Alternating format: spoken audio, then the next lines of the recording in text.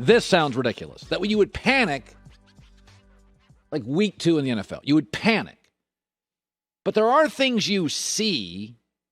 I mean, Baltimore, when they lost 3 running backs, panicked a little, right? Like, there are things you see. So, Joey, we're going to do a panic meter. All right, let's do it. Scale of 1 to 10. How panicked should the Cowboys be? Just a 4. DeMarcus Lawrence is out for 2 months. This is not a good defense. No.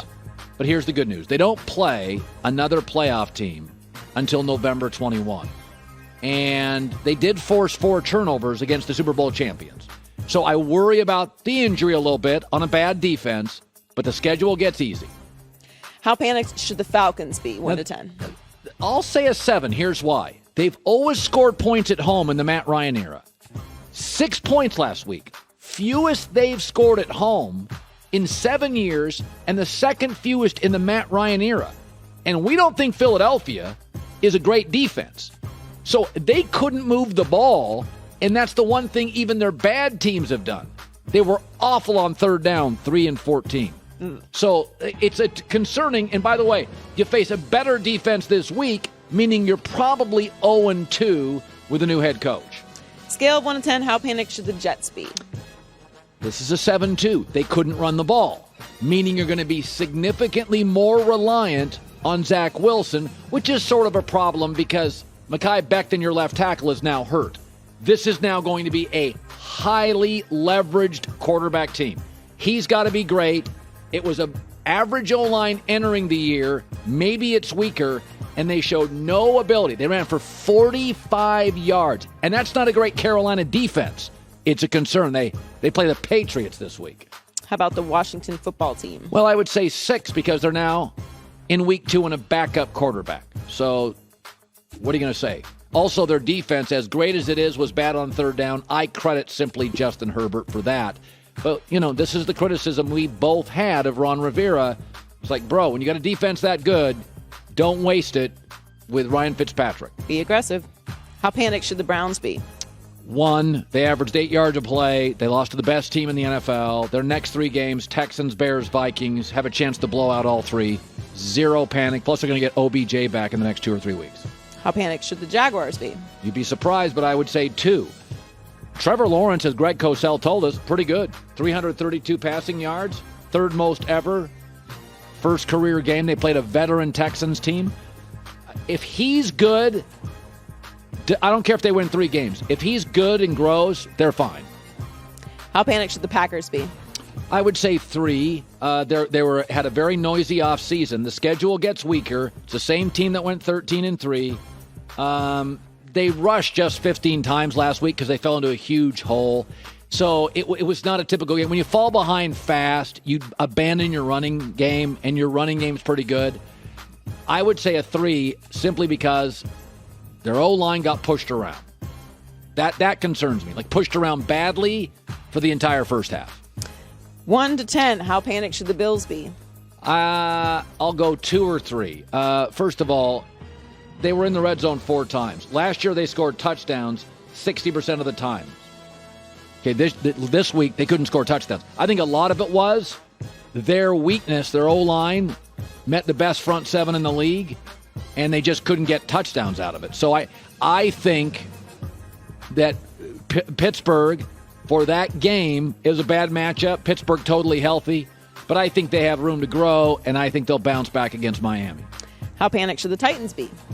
6. So they have new coordinators. They will get better, but 7 of their next 9 games are against playoff teams. So, the schedule's tough. The division's weak. The schedule is tough. And also, Ryan Tannehill, we always thought was kind of a C quarterback until Arthur Smith arrived. Now, we don't know if Arthur Smith will work as a head coach, but he's a great coordinator. He's gone. So it was not a good first look for that offense that doesn't have a great O-line anyway with Arthur Smith leaving. Again, some guys are just great coordinators. We don't know if Arthur Smith can be a head coach. Didn't look like it week 1. But he was a great, great coordinator. How about the Bears? I would say 6, teetering on 7. Here's your biggest problem. They couldn't get the Rams off the field. And this is not an offense with a lot of juice. So I believe this Bears defense peaked about 2 years ago in the Mitch Trubisky years. But what I saw at the end of last year and what I see with the Bears defense this year, they struggle on third down. Great defenses, even really good defenses, get you off the field on third down unless, like Washington, you're facing a wildly talented quarterback. How panicked should the Niners be? A 2, and here's why. Because they lost their running back, Raheem Mostert. But then they brought in Elijah Mitchell, and he ran for 100 yards. This is what the Niners do in Kyle Shanahan. This is why they don't need to ever draft a running back in the first 2 or 3 rounds. The Shanahan system makes the running back. So they put a rookie in. He was fantastic. Finally, how panicked should the Patriots be? Actually, very low. I was thinking of a 1, but they do have a rookie quarterback. I would say 2 to 3. They averaged over 9 plays per drive and 4.5 minutes per drive. You want to know what's amazing? Those were both the highest in the league. Now think about that. 9 plays per drive with a rookie quarterback against Brian Flores' defense. So what that leads me to believe is New England has a chance to blow out the Jets this week.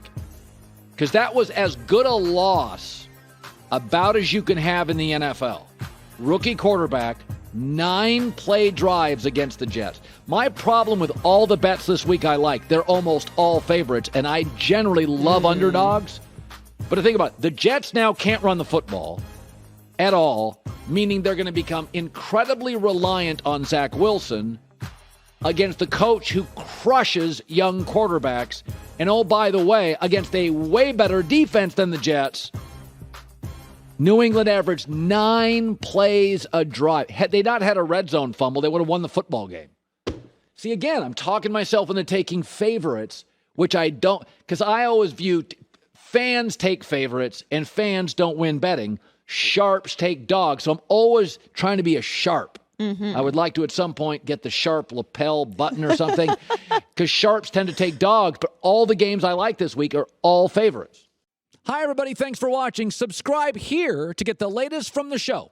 Also, be sure to check out more of the best clips from The Herd or go watch a few segments from other shows on FS1.